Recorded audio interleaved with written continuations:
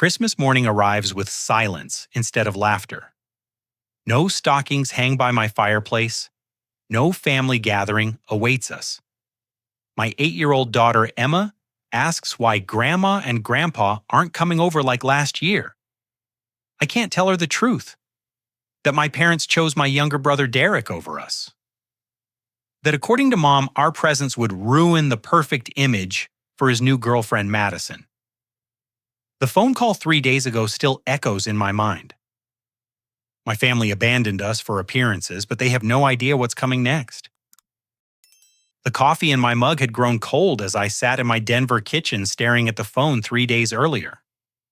Patricia, my mother, had just delivered news that felt like a punch to the stomach. Her voice carried that familiar tone she used when she'd already made up her mind about something. "Rodney, sweetie, I need to talk to you about Christmas plans this year." I should have known something was wrong by the way she started. Usually Mom jumped straight into discussions about what dishes to bring or what time we'd arrive. This careful approach meant trouble. "What's going on, Mom?" "Well, Derek is bringing Madison home to meet the family. You know how important this relationship is to him. She comes from a very prominent Boston family, and Derek thinks she might be the one." I waited for her to continue sensing the hammer about to fall. "The thing is, honey, Derek specifically requested that we keep Christmas dinner more intimate this year. Just the adults. He's worried that having Emma and Jake there might be too chaotic. You know how excited kids can get during the holidays." My grip tightened on the phone. "Mom, are you telling me that my children aren't invited to Christmas at your house?" "It's not that they're not invited exactly. It's just that Derek wants to make a good impression. Madison's family will be joining us via video call from their estate in the Hamptons. Derek called it a crucial relationship milestone." The words hit me like ice water.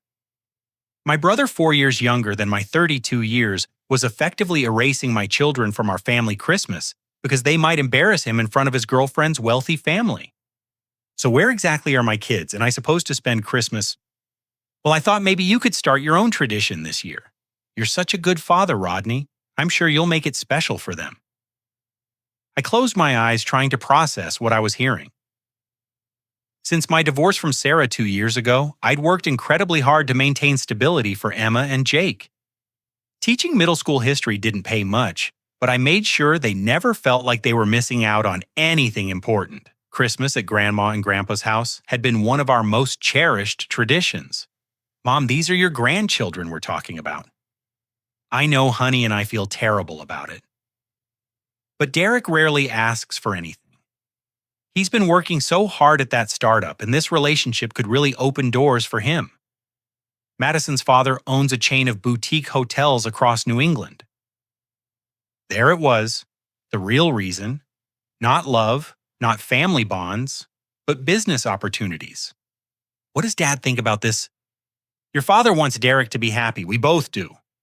I could hear Frank in the background, probably nodding along to whatever Patricia told him. Dad had always been the type to avoid conflict by going along with whoever spoke loudest. I understand I said quietly, though I understood nothing about how my parents could choose appearances over their grandchildren. "I knew you would. You're so reasonable, Rodney. That's what makes you such a wonderful father." After hanging up, I sat in my kitchen for an hour watching snow fall outside the window. Emma and Jake were at their mother's house for the week part of our custody arrangement. At least they wouldn't see me struggling with this betrayal immediately.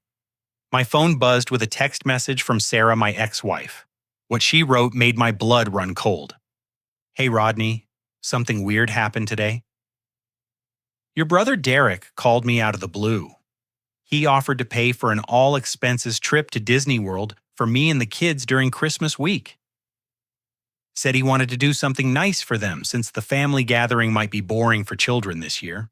I told him thanks, but no thanks. Seemed fishy. Just thought you should know." I stared at the message, reading it 3 times. Derek hadn't just gone along with excluding my children from Christmas. He had orchestrated the entire plan. He'd even tried to manipulate my ex-wife into taking them away during the holidays, probably hoping to make his deception easier to maintain. The manipulation was breathtaking in its calculated coldness. Derek had convinced our parents that keeping the kids away was about making a good impression, but he'd simultaneously tried to bribe Sarah into removing them entirely from the equation. He wanted complete control over the narrative Madison would see. I called Sarah immediately. "What exactly did Derek say when he called you?"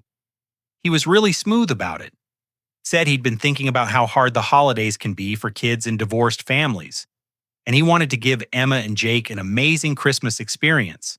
He kept emphasizing how much fun they'd have at Disney World, how it would be better than sitting around listening to adult conversation. Did he mention Madison at all? Not directly, but he did say something about wanting to keep family gatherings simple this year. Said there were some important business connections involved. Business connections. My children were being erased from Christmas because they might interfere with Derek's networking opportunities. "Sarah, I need to ask you something. Has Derek ever contacted you before this?" "Never.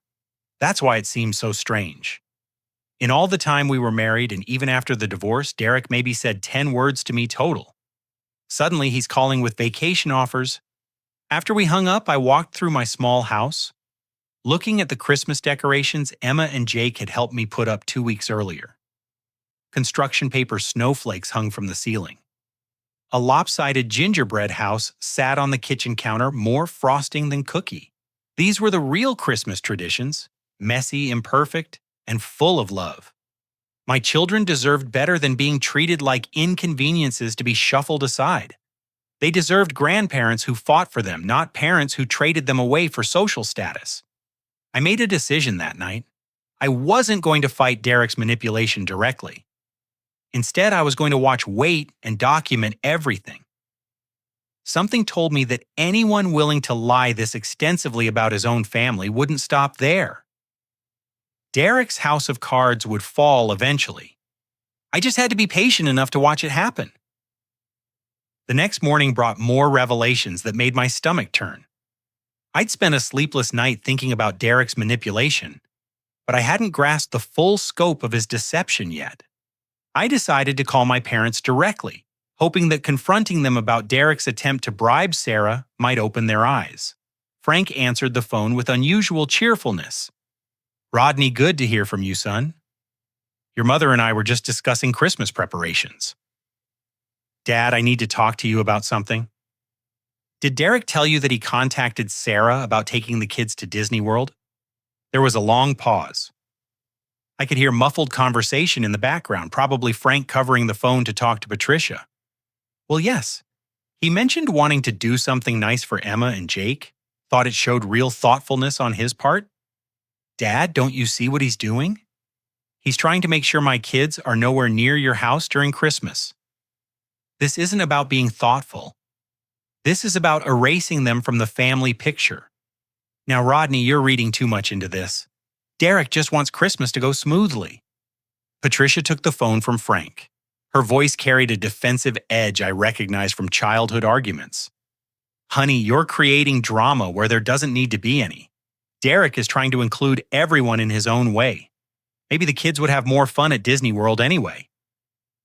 "Mom, listen to yourself. You're talking about sending your grandchildren away so your other son can pretend they don't exist. That's not what this is about, and you know it. Derek is finally serious about someone, and we want to support him." "What about supporting me? What about supporting your grandchildren? We've always supported you, Rodney, but you have to understand that Derek's situation is different. This relationship could change his entire future." I realized I was fighting a losing battle. My parents had already chosen sides, and they'd chosen the son who promised them access to wealth and status. After hanging up, I decided to do some research of my own. Derek had been dating Madison for about 8 months, but I'd only heard about her in the last 3 months. That seemed strange for a relationship he was calling serious enough to alter family traditions. I started with social media. Madison's Instagram account was public, showcasing her lifestyle brand focused on luxury travel and authentic experiences. She had just over 50,000 followers and regularly posted about boutique hotels, expensive restaurants, and exclusive events. Scrolling through her posts from the past 6 months, I found something that made my blood boil. In a post from early September, Madison had written about finding the perfect partner and how important family values were to her. She'd included a caption about wanting to be with someone from a close-knit traditional family. But as I dug deeper into her content, I found posts where she'd mentioned Derek being an only child. In a story highlight from October, she'd shared a photo of Derek with our parents captioned, "My boyfriend with his parents, such a tight family of 3." Derek had been telling Madison he was an only child for months. I took screenshots of everything, my hands shaking with anger. My brother hadn't just excluded me from Christmas. He'd been systematically erasing my existence from his relationship for half a year. I called my neighbor, Mrs. Henderson, an elderly woman who kept track of everything happening on our street. She'd lived next to my parents for 15 years and had watched Derek and me grow up. "Mrs. Henderson, this might sound strange, but have you noticed anything unusual at my parents' house lately?" "Funny you should ask, dear. There's been quite a bit of activity over there this past week. I saw a rental truck from some fancy company. All Occasions Event Rentals, I think it was called. They brought in all sorts of things. New furniture, fancy decorations, even what looked like professional lighting equipment." My heart sank. Professional lighting? Oh, yes. And there were people there yesterday setting up cameras. Your mother told me they were having a special Christmas celebration this year. She seemed very excited about it, but also nervous. Kept checking her appearance in the window reflection. After talking to Mrs. Henderson, I drove past my parents' house. The transformation was stunning and horrifying. The modest ranch house where I'd grown up now looked like something from a magazine spread. Professional wreaths hung on every window. A luxury car I didn't recognize sat in the driveway. Definitely not Frank's 10-year-old pickup truck. I parked across the street and called Mrs. Henderson back. "The fancy car in their driveway. How long has that been there?" "About a week now. Your father seems uncomfortable driving it. I saw him circle the block 3 times yesterday before parking it like he was afraid he'd scratch it." Derek had rented everything. The decorations, the car, probably even the furniture I could see through the front window. He was staging a performance for Madison's family, and my parents were willing participants in the charade. I spent the rest of the day researching Madison's family background. Her father, Charles Whitmore, owned Whitmore Hospitality Group, a collection of boutique hotels and resorts across New England. The company was worth millions and had been featured in several business magazines as an example of successful family enterprise. Derek's startup, a marketing company called Innovative Brand Solutions, had been struggling for the past year. I found news articles about their financial difficulties and their search for major clients to keep them afloat. Everything clicked into place. Derek wasn't just trying to impress a girlfriend. He was orchestrating an elaborate business pitch disguised as a family Christmas. Madison represented his company's potential salvation, and he was willing to sacrifice his actual family to create a fictional one that would appeal to her wealthy background. But Derek had made one critical mistake. He'd underestimated how thoroughly Madison documented her life online, and he'd overestimated his ability to control every variable in his deception. As I sat in my car, across from my childhood home watching strangers arrange furniture through the windows, I realized that Derek's plan was more fragile than he knew. All it would take was one mistake, one detail that didn't align with his carefully constructed narrative, and everything would fall apart. I didn't have to destroy Derek's plan. I just had to wait for him to destroy it himself. The next morning brought news that confirmed my worst fears and gave me the first glimmer of hope I'd felt in days. Christmas Eve morning arrived gray and cold, matching my mood perfectly. I'd been awake since 5, unable to stop thinking about the elaborate deception happening just 6 blocks away at my parents' house. Emma and Jake were still with Sarah, scheduled to return this evening for our own modest Christmas celebration. I made coffee and checked my phone, finding a voicemail from my cousin Jennifer in Phoenix. She'd called late the night before, her voice tight with confusion and hurt. "Rodney, I need to talk to you. I just got off the phone with Aunt Patricia, and I'm so confused. She told me not to post any family photos on social media this Christmas because Derek's girlfriend's family might see them. When I asked what the big deal was, she said Derek was trying to keep his family life private for business reasons. But then she specifically mentioned not posting pictures that had you or your kids in them. What's going on? I called Jennifer back immediately. Jen, how much did Mom tell you about Derek's Christmas plans? Not much, but enough to make me uncomfortable. She asked me to remove some old Facebook posts from family gatherings, specifically ones where you and your kids were tagged. Said Derek was worried about his girlfriend's family getting the wrong impression about family dynamics. The wrong impression. My existence was apparently the wrong impression. Did she say anything else? She mentioned that Derek's been dating someone from a very wealthy family, and that he's told them he comes from a small, close-knit household. Rodney, does that mean what I think it means? It means Derek's been pretending I don't exist for months. Jennifer was quiet for a long moment. That's sick, Rodney. Those are your parents too. Emma and Jake are their grandchildren. After we hung up, I realized Derek's deception extended far beyond just Christmas Day. He'd been working to erase me from the family's entire digital footprint, convincing relatives to remove evidence of my existence from social media. I spent the morning making phone calls to other family members. The pattern was consistent. Derek had contacted aunts, uncles, and cousins over the past 2 months, asking them to keep family posts private during his girlfriend's visit. He'd claimed it was about protecting the children's privacy, but the instructions specifically targeted content featuring me and my kids. My Uncle Robert in San Antonio told me the most disturbing detail yet. Derek called me last month asking about your military service. Wanted to know if you'd ever been deployed overseas. When I told him you'd never been in the military, you went straight from college to teaching, he seemed relieved. Said he was just trying to keep track of family history for Madison. Derek had been researching whether he could claim I died in combat. The realization made me physically sick. Around noon, my phone rang. Sarah's name appeared on the screen. Rodney, something really strange just happened. I got a call from Marcus. Marcus was Sarah's boyfriend of 6 months, a decent guy who worked in construction management. He and I had developed a cordial relationship for the kids' sake.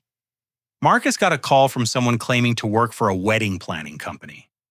They said they'd been hired to coordinate a surprise proposal and wanted to confirm details about Christmas timing. The caller knew way too much about our relationship, about when Marcus started dating me, even about where we usually go for dinner.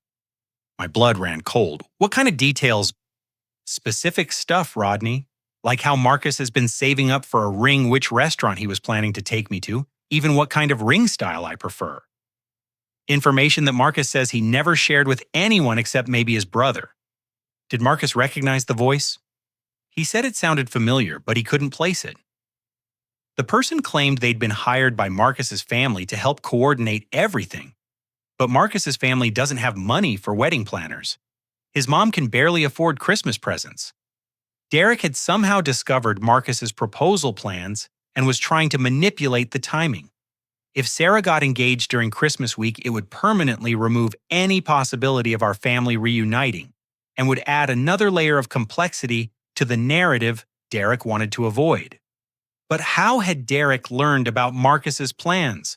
And more importantly, how far was he willing to go to control every aspect of the situation?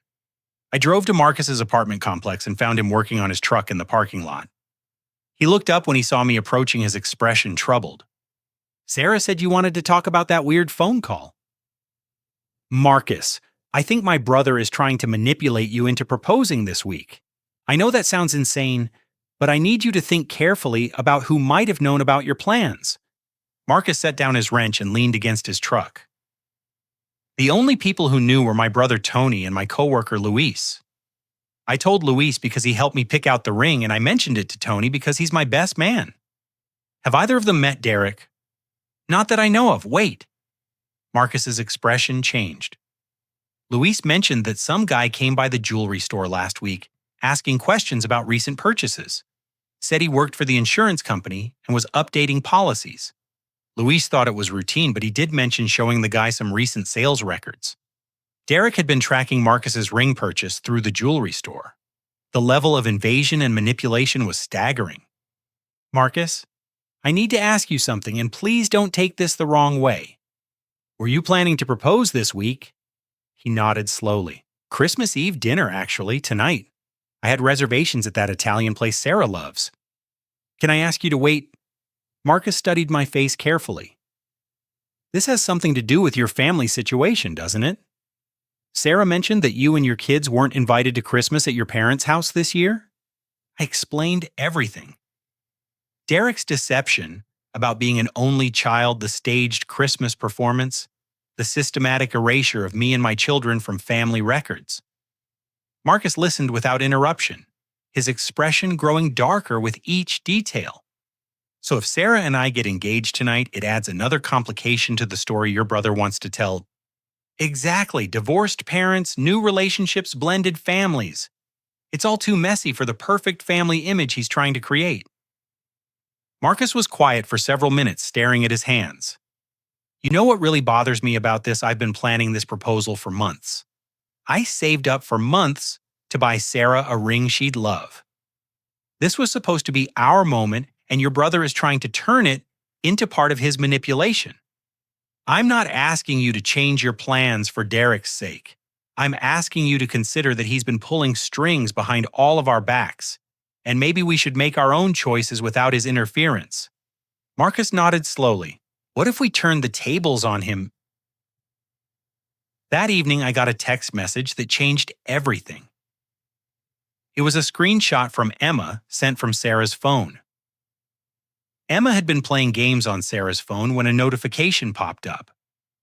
The notification was from a social media app I'd never heard of, something called Family Tree Connect. The message preview read, "Your brother Derek has updated his family information. He has removed you as a sibling and marked himself as an only child." Derek had actually edited his information on genealogy and family connection apps to erase my existence. He'd been systematically removing me from every possible digital record that Madison might stumble across. But Emma's accidental discovery revealed something Derek didn't know. The app had sent notifications to all family members about his changes, creating a digital trail of his deception. As I stared at the screenshot, I realized Derek had just made his first major mistake. He'd left evidence of his manipulation in multiple places, and he'd underestimated how easily children could stumble across information he thought was hidden. Tomorrow was Christmas Day. Derek's performance would reach its climax, with Madison's family watching via video call as he presented his fictional perfect family. But Derek didn't know about the screenshots, the recorded conversations, or the growing network of family members who were starting to question his sudden need for privacy and image control. Most importantly, Derek didn't know about the notification that had just gone out to every family member on that genealogy app, showing that he'd officially tried to erase his brother from existence. His house of cards was about to collapse, and I had a front row seat to watch it happen. Christmas morning arrived with crystalline clarity both in the weather and in my understanding of what I needed to do. I dressed carefully in dark jeans and a sweater, grabbed my coffee, and drove to the end of my parents' street. I parked where I had a clear view of their house, but remained far enough away to avoid being noticed. The transformation was complete. Professional holiday lighting outlined every edge of the house. A photographer's van sat in the driveway next to the rental luxury car. Through the large front window, I could see people moving around with equipment adjusting lighting and camera angles. Derek's performance was about to begin. At exactly 9:30, I watched Madison arrive in a white BMW SUV. She stepped out wearing what looked like a designer coat and boots, her blonde hair perfectly styled despite the December wind. Even from a distance, I could see her excitement as she walked toward the house, phone in hand, already taking photos of the exterior decorations. Through my car window, I could hear the faint sound of Christmas music playing from outdoor speakers Derek had apparently installed. Everything was choreographed to create the perfect backdrop for Madison's social media documentation of their traditional family Christmas. I opened Instagram on my phone and navigated to Madison's account. She was already posting live stories showing her approach to Derek's childhood home, with captions about authentic American Christmas traditions and meeting the family that shaped the man I love. The irony was suffocating. At 10 o'clock sharp, the video call with Madison's family apparently began. I could see silhouettes gathering in the front room, positioning themselves in front of what looked like a professional camera setup. Patricia wore an outfit I'd never seen before, probably purchased specifically for this performance. Madison began live streaming portions of the gathering to her Instagram followers. I watched in real time as she introduced Derek's parents as the most welcoming people and described Derek as their pride and joy, their only child, from a tight-knit family that exemplifies American values. Frank looked deeply uncomfortable on camera, nodding stiffly when Madison asked him questions about Derek's childhood. Patricia played her role better, but I could see the strain around her eyes as she talked about raising Derek to be successful and family-oriented. Derek moved through the scenes like a director positioning people for optimal camera angles and steering conversations toward topics that supported his narrative.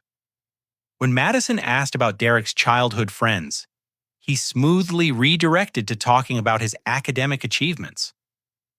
When she mentioned wanting to see baby photos, he claimed they were unfortunately damaged in a basement flood last year.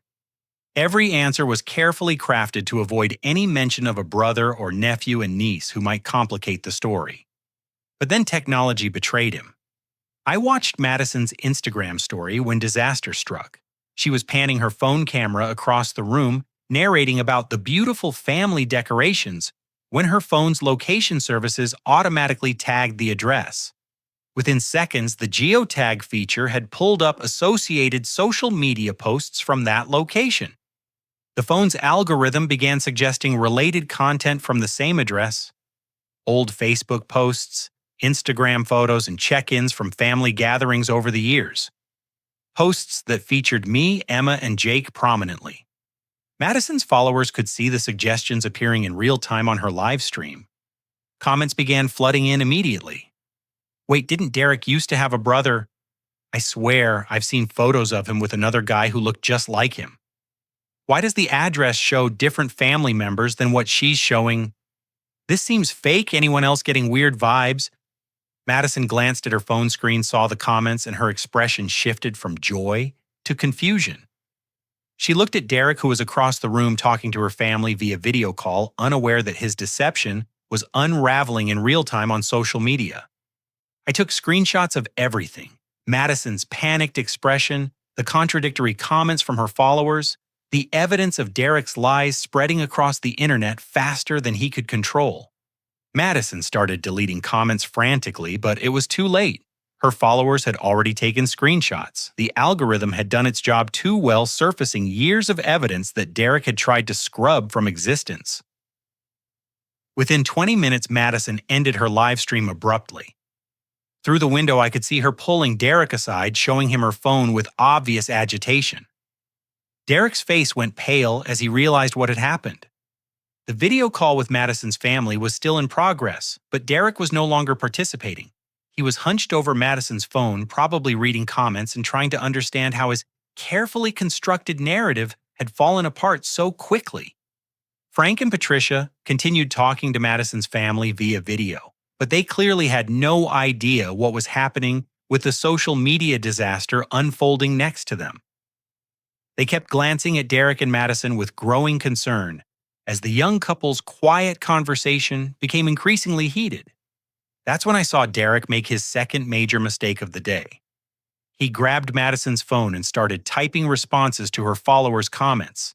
But instead of trying to explain or deflect, he began arguing with strangers on the internet, insisting that the old photos must be from previous tenants, and that people were confusing Derek with someone else. His responses only made everything worse.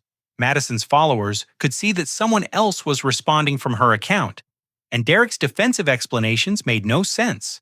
Previous tenants don't appear in multiple family gatherings across different years and locations. Madison snatched her phone back and stepped outside, probably to make phone calls or send private messages to try to contain the damage. But social media doesn't work that way. Once information spreads across multiple platforms and gets screenshotted by hundreds of people, there's no putting it back in the bottle. Derek followed Madison outside, and I could see them having what appeared to be an intense argument on the front lawn. The professional Christmas performance was falling apart in real time, with photographers and camera operators still inside the house, unsure whether to continue working. Frank appeared in the front doorway, clearly confused about why Derek and Madison had abandoned their video call with her family. Patricia joined him, and both parents stood there in their Christmas outfits, watching their son's relationship implode on their front lawn. That's when my phone rang. It was Jennifer, my cousin from Phoenix. "Rodney, are you seeing this Derek's girlfriend's Instagram is blowing up? People are posting screenshots of old family photos that show you and your kids. Someone even found your LinkedIn profile and tagged Derek asking why he claimed to be an only child. I'm watching it happen in real time, Jen. This is incredible. Derek's been exposed by his own girlfriend's social media followers. They're like internet detectives finding evidence faster than Derek can delete it." After I hung up with Jennifer, I sat in my car and watched the final act of Derek's performance collapse. Madison had gotten back in her BMW and driven away, leaving Derek standing alone in the driveway. The photographers were loading their equipment back into their van. Frank and Patricia had gone back inside, probably trying to salvage their video call with Madison's family. Derek stood in his parents' driveway for almost 10 minutes, staring at his phone. I could only imagine the messages he was receiving.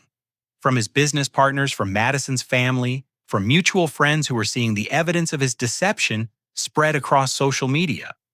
When Derek finally went back inside, I could see Frank and Patricia through the window, clearly upset and demanding explanations. The perfect Christmas performance Derek had orchestrated was over, but the consequences were just beginning. My phone buzzed with a text message from an unknown number. "Hi, this is Madison. I got your number from your LinkedIn profile. I think we need to talk." "Can I come to your house?" Derek's carefully constructed house of lies hadn't just collapsed. It had exploded spectacularly in front of thousands of witnesses, leaving evidence scattered across the internet for anyone to find. And now Madison wanted to meet the brother who officially didn't exist. 30 minutes later, I sat in my living room, still processing the text message from Madison. The white BMW SUV I'd seen at my parents' house was now parked in my driveway. Through my front window, I watched Madison sit in her car for several minutes, apparently gathering courage for whatever conversation she was about to have. She finally stepped out, and I got my first close look at the woman who had inadvertently triggered Derek's downfall. She was younger than I'd expected, probably mid-20s, with the kind of polished appearance that spoke of expensive salons and careful styling. But her face showed strain and confusion that no amount of makeup could hide. I opened the door before she could knock.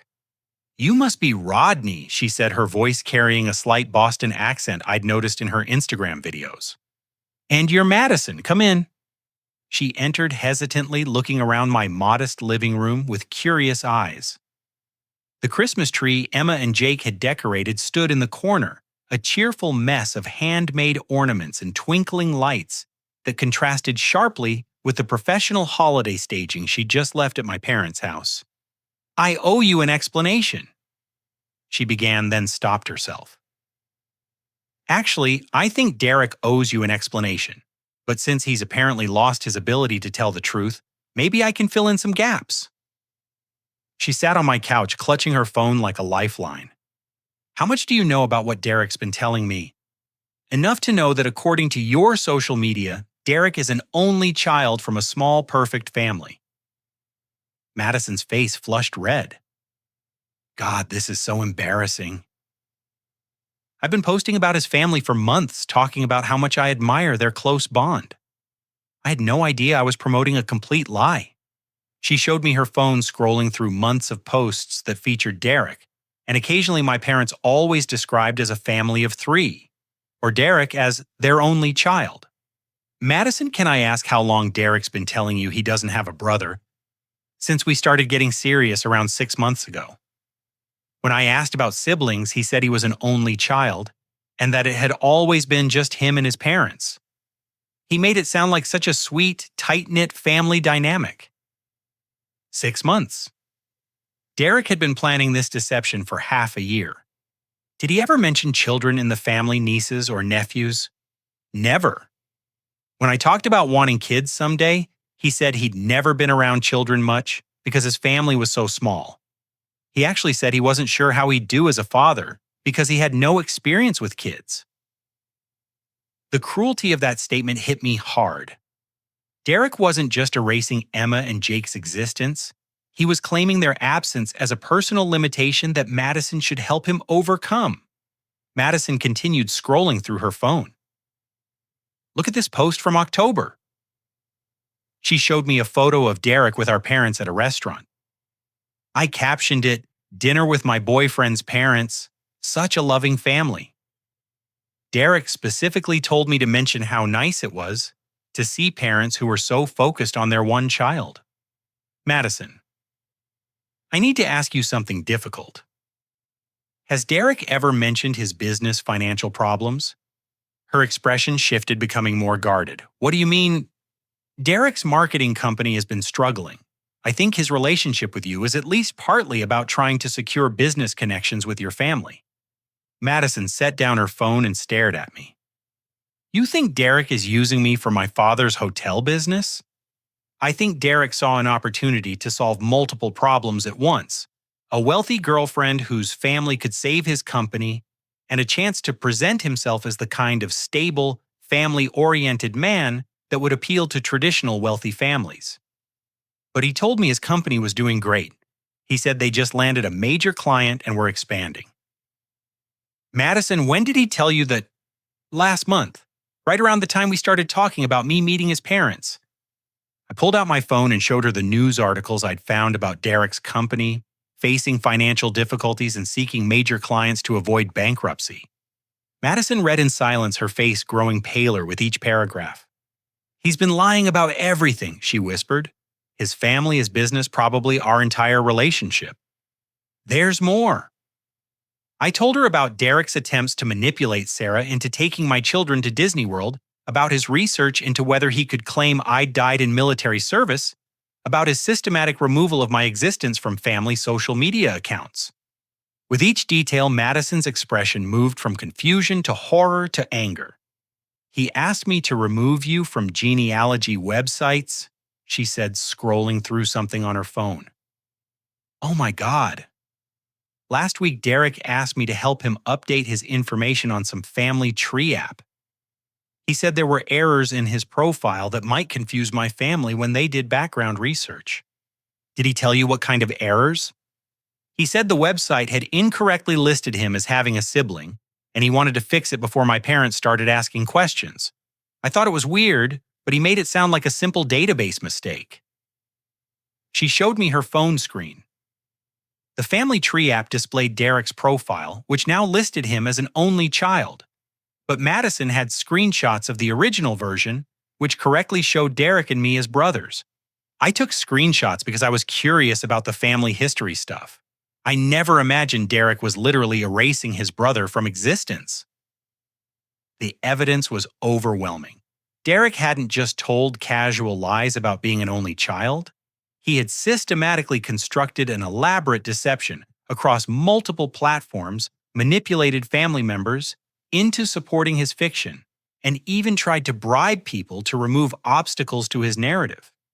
Madison, can I ask what happened when your followers started commenting about inconsistencies in your live stream? That's when everything fell apart. Derek completely panicked. He grabbed my phone and started arguing with my followers, claiming that all the evidence they were finding was fake or mistaken. But my followers aren't stupid. They could see that someone else was responding from my account, and Derek's explanations made no sense. She paused, looking directly at me. But there's something else. Something that made me realize how deep Derek's manipulation goes. Madison pulled up her text messages and showed me a conversation from early this morning. Derek sent me this before I arrived at your parents' house. Look at what he wrote. The message thread made my stomach turn. Derek had sent Madison detailed instructions about which topics to avoid during the video call with her family, which questions to deflect, and specific phrases to use when describing his family background. But the final message was the most disturbing. If anyone asks about family size or children, emphasize how nice it is to date someone without complicated family baggage. My parents will understand what you mean. Derek had coached Madison to specifically mention the absence of complicated family baggage, while my parents sat right there knowing their grandchildren had been categorized as baggage to be hidden away. Madison, I have to ask, did Derek record your conversation with his parents during the video call? Yes, he said it was for sentimental reasons. Why? Because Derek just created evidence of his parents participating in a coordinated deception about their family. If your father's business associates ever discovered that Derek was willing to lie about something as basic as whether his brother exists, how would that reflect on his trustworthiness as a business partner? Madison's face went pale. You think Derek was planning to use the recording somehow? I think Derek was planning to use everything. Your relationship, your family connections, even recordings of his own parents lying, to get whatever he wanted. The question is, what are you planning to do about it? Madison stared out my window toward the street, processing everything I'd told her. I need to call my father, she said finally. He's supposed to have a business meeting with Derek next week about a potential marketing contract. Dad needs to know what kind of person Derek really is before he makes any commitments. As Madison made her phone call, I realized that Derek's elaborate deception was about to cost him everything he'd been trying to gain. His relationship with Madison was over. His business prospects with her family were destroyed. And now he'd have to face our parents and explain why he'd convinced them to participate in a lie that had just been exposed in front of thousands of people on social media. But Derek wasn't done making mistakes yet. As Madison finished her call to her father, my phone rang with a number I recognized. Derek was calling me, and he was about to make the biggest mistake of all. Derek's voice came through my phone speaker with barely controlled panic. Rodney, we need to talk, now. I'm listening. This whole thing has gotten completely out of hand. Madison's followers are posting lies about our family, and it's affecting my business relationships. I need your help to fix this. I almost laughed. You want my help to fix the problem you created by pretending I don't exist? Look, I made some mistakes, but this is bigger than just me now. Mom and Dad are involved. Madison's family is asking questions. My business partners are concerned about my credibility. We need to get on the same page before this destroys everything. Madison watched me from my couch, her expression a mix of fascination and disgust, as she listened to Derek's voice through the speaker. What exactly are you asking me to do, Derek? I need you to post on social media that you support my relationship with Madison. Say that you chose not to participate in Christmas this year for personal reasons, not because you weren't invited. Help me control the narrative before it gets worse. The audacity was breathtaking. Derek wanted me to help him cover up the very deception that had excluded my children from our family Christmas. And if I refuse, then I'll make sure you regret it. I've got lawyers looking into whether your social media posts about our family constitute harassment. I've got documentation of you stalking Madison online and manipulating her followers against me. Madison's eyes widened. She grabbed a pen and paper and started writing down Derek's threats word for word. Derek, are you threatening legal action against me for existing? I'm protecting my relationship and my business from someone who's clearly jealous of my success. You've always resented that I achieved more than you, and now you're trying to sabotage my future out of spite. That's when I realized Derek genuinely believed his own narrative. He told himself this story so many times that he actually thought I was the villain in a drama where he was the victim. I'm going to hang up now, Derek. Wait, I'm coming over there. We're going to settle this face to face.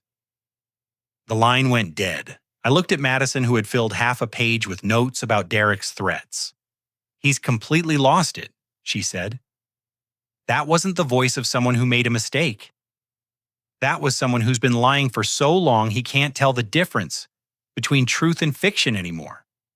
20 minutes later, Derek's car pulled into my driveway behind Madison's BMW. But he wasn't alone. Frank and Patricia climbed out of the passenger side, both looking shell-shocked and confused. Derek stormed up to my front door and pounded on it hard enough to rattle the frame. "Rodney, open this door. We need to talk." I opened the door to find Derek flanked by our parents, his face red with anger and desperation. Frank and Patricia looked like they'd been dragged along against their will. "Derek, calm down," Frank said quietly, but Derek ignored him.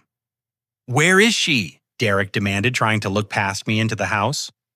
"Where is who?" "Madison, I know she's here. Her car is in your driveway." "Derek," Patricia said, "maybe we should all just go home and discuss this calmly." "No, Mom. This can't wait. Rodney has been manipulating Madison against me, filling her head with lies about our family. I need to set the record straight." Madison appeared behind me in the doorway. The effect on Derek was immediate. His angry expression shifted to something like panic. "Madison, thank God. I've been trying to call you."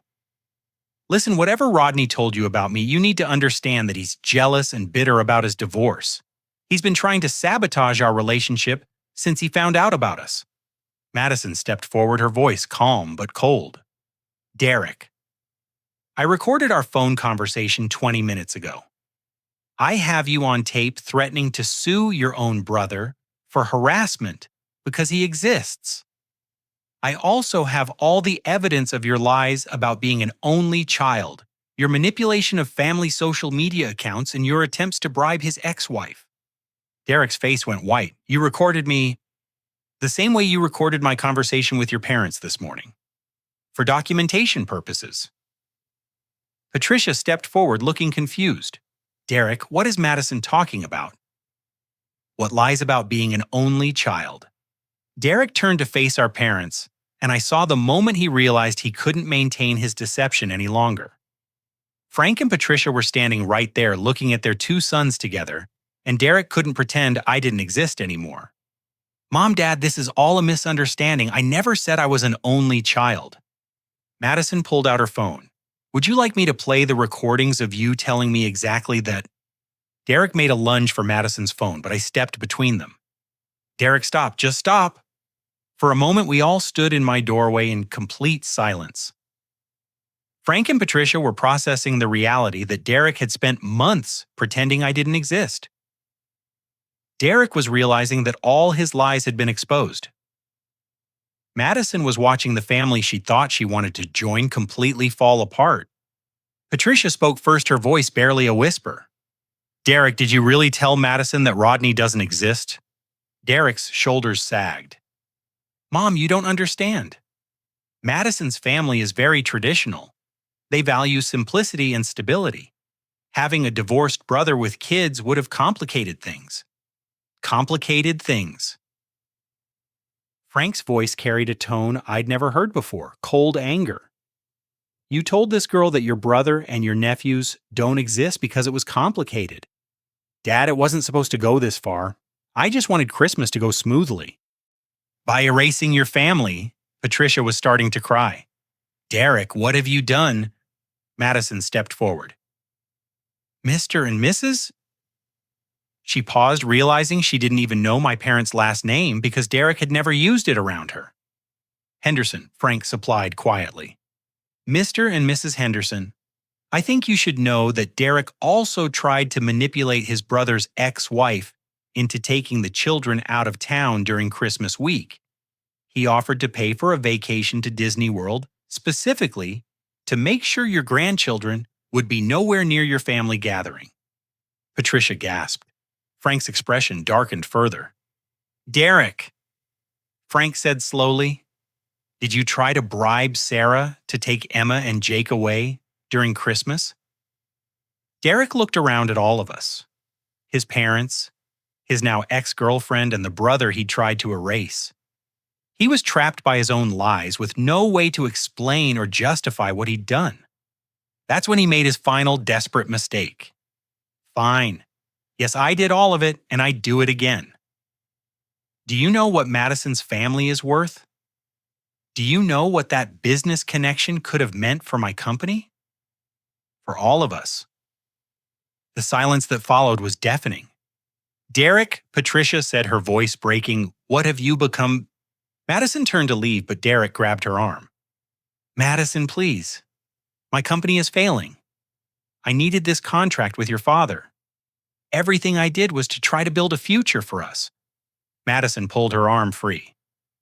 "Derek, you built a future based on lies and the erasure of people you claim to love. What kind of future is that?"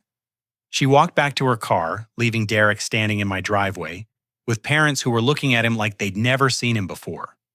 But Madison turned around before getting in her BMW. "Rodney, can I ask you something?" "Of course." "Would you and your children like to join me for dinner tonight? I'd love to meet the family members I was told didn't exist." Derek made a strangled sound of protest, but nobody was listening to him anymore. I looked at this woman who had accidentally uncovered my brother's elaborate deception and was now offering to include my children in her evening plans. "We'd like that very much," I said. As Madison drove away, Derek turned to face our parents and me. For the first time in months, he was looking at his actual family without any pretense or performance. "What happens now?" he asked quietly. Frank and Patricia exchanged a look that carried 35 years of marriage and shared disappointment. "Now," Frank said, "we figure out how to rebuild trust with the family members you tried to make disappear." Derek's elaborate deception had cost him everything he'd hoped to gain. But for the first time since that devastating phone call 3 days earlier, I felt hope that something real might be built from the wreckage of his lies. 3 months later, I stood in my kitchen preparing Easter dinner for what had become our new extended family. The aroma of honey-glazed ham filled the air, while Emma and Jake decorated cupcakes at the kitchen table, their laughter mixing with the sound of Patricia teaching Madison how to make her grandmother's dinner rolls. The transformation hadn't happened overnight. After Derek's deception exploded on Christmas Day, our family entered what Patricia called the reckoning period. Frank and Patricia had to confront their role in enabling Derek's lies, while Derek faced the consequences of his manipulation and fraud. Derek's business partnership dissolved when his partners discovered the extent of his deception. The potential contract with Madison's family's hotel chain evaporated along with Derek's professional reputation in Denver's marketing community. But more importantly, Derek lost something he hadn't expected to care about, the respect of his family. The first family meeting happened a week after Christmas in a family counselor's office that Madison had recommended. Derek sat across from Frank, Patricia, and me, forced to explain his actions without the benefit of scripts or staged performances. I started telling Madison I was an only child because I thought it would make me more appealing. Derek admitted during that session. Her family values traditional stability, and I thought a divorced brother with kids would raise questions about family dysfunction. Patricia had cried during that confession. "Derek, your brother isn't dysfunction. He's family." The counselor helped us understand that Derek's deception had grown beyond simple lies about family size. He'd constructed an entire false identity based on what he thought successful people wanted to hear, and he'd convinced himself that erasing me was justified by the potential benefits. But the most painful revelation came when Derek admitted that he'd been ashamed of our middle-class background when dating Madison. "Her family owns mansions and country clubs," Derek said. "Dad, you work maintenance at a community college. Mom, you're a part-time secretary." I thought I needed to upgrade our story to fit into her world. Frank had stood up during that session and walked out. It took 3 more meetings before he could sit in the same room as Derek again. "Son," Frank finally said during our 4th session, "I've worked maintenance for 23 years because it's honest work that feeds our family and keeps my hands busy. If that embarrasses you, then I'm not the one with the problem." Derek's path to redemption required more than apologies. He had to rebuild relationships he'd damaged and make amends for the pain he'd caused Emma and Jake, who had spent Christmas morning wondering why Grandma and Grandpa didn't love them anymore. The breakthrough came when Derek asked if he could take Emma and Jake to dinner, just the 3 of them, so he could explain what had happened and apologize directly. "Uncle Derek," Emma had said during that dinner, according to Derek's later account, "did you tell people we weren't real?" Derek told me that Emma's question broke something inside him. The idea that his 8-year-old niece thought she might not be real because her uncle had erased her from his life story forced Derek to confront the human cost of his manipulation. From that dinner forward, Derek began the slow process of rebuilding trust with my children and rebuilding his own character. He started therapy to address what the counselor identified as deep-seated insecurity and a pattern of defining his worth through others' perceptions. Madison played an unexpected role in our family's healing. Instead of disappearing after Derek's deception was exposed, Madison chose to maintain friendships with the family members she'd been told didn't exist. She became particularly close to Emma, who was fascinated by Madison's social media work and her stories about traveling to different cities.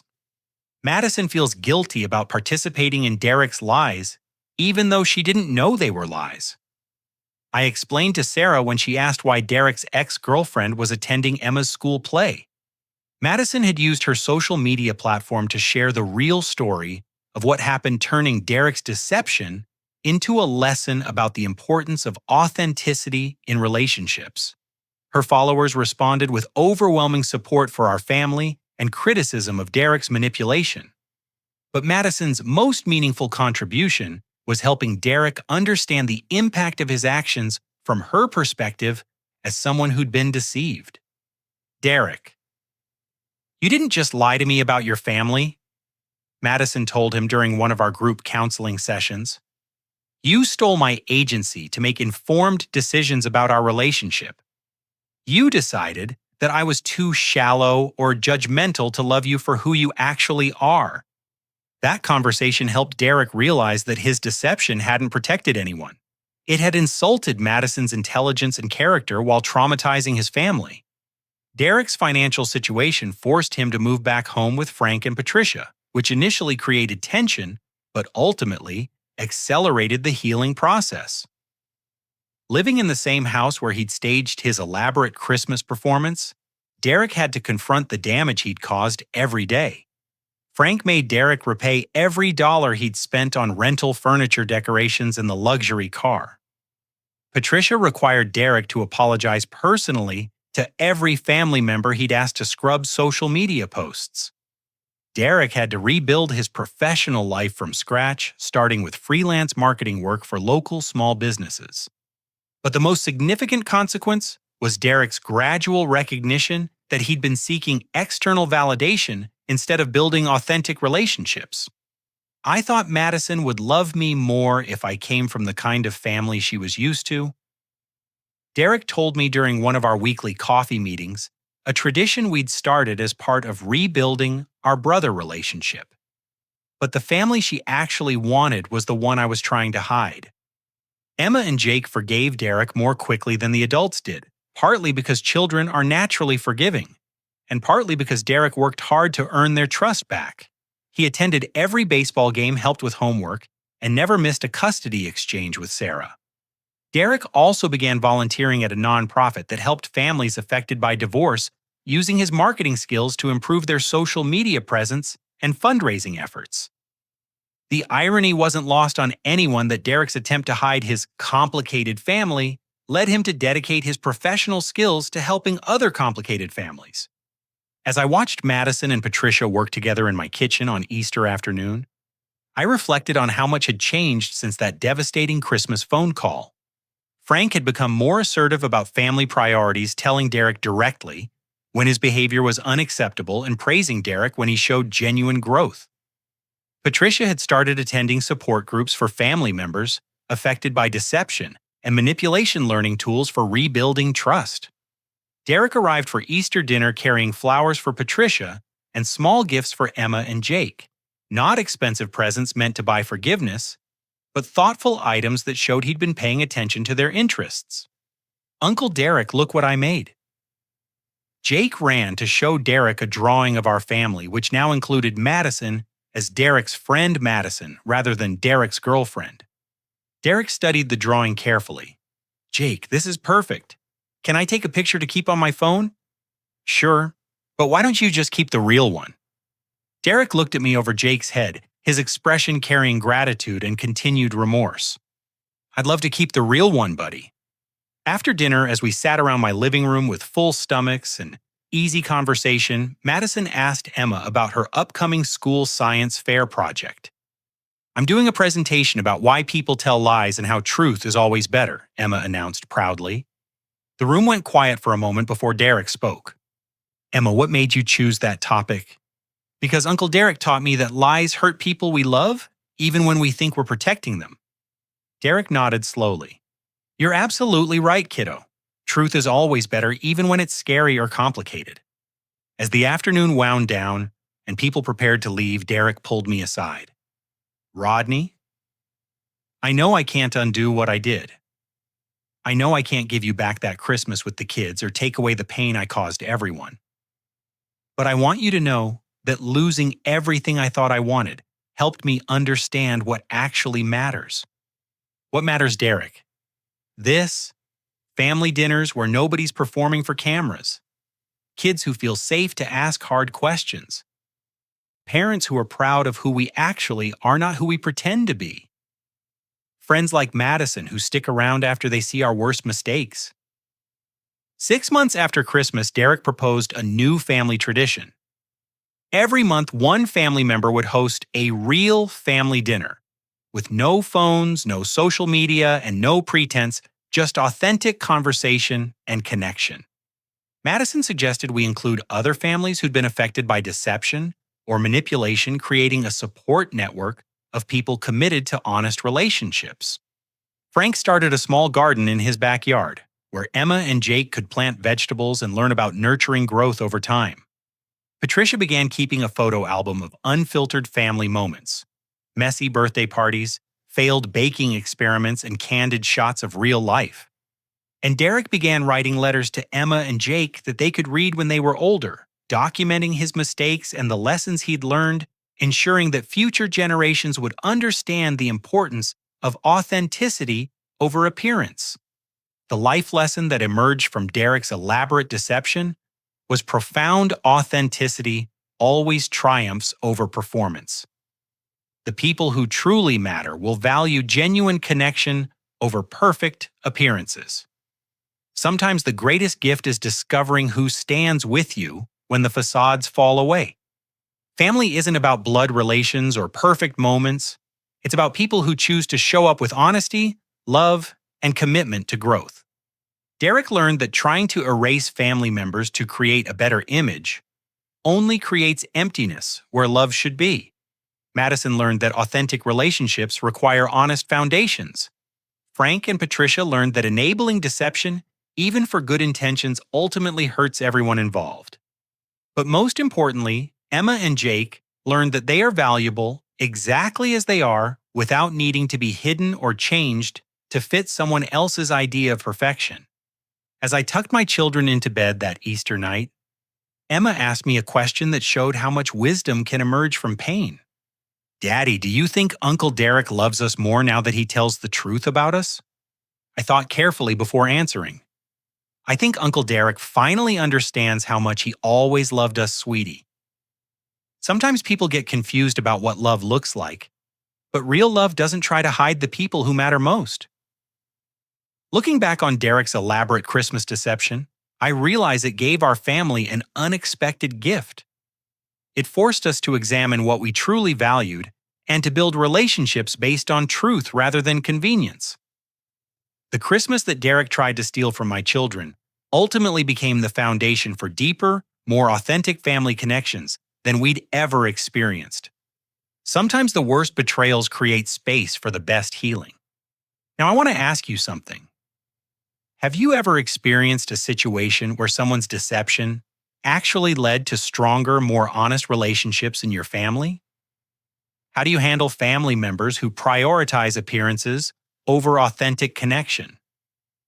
Share your thoughts in the comments below. Your experiences might help other families navigate similar challenges. If this story resonated with you, please like this video, subscribe to hear more real-life family stories, and share this with anyone who might benefit from understanding the importance of authenticity in relationships. Thank you for joining me on this journey. And remember, your real family story, with all its complications and imperfections, is always more beautiful than any fictional narrative someone might try to create.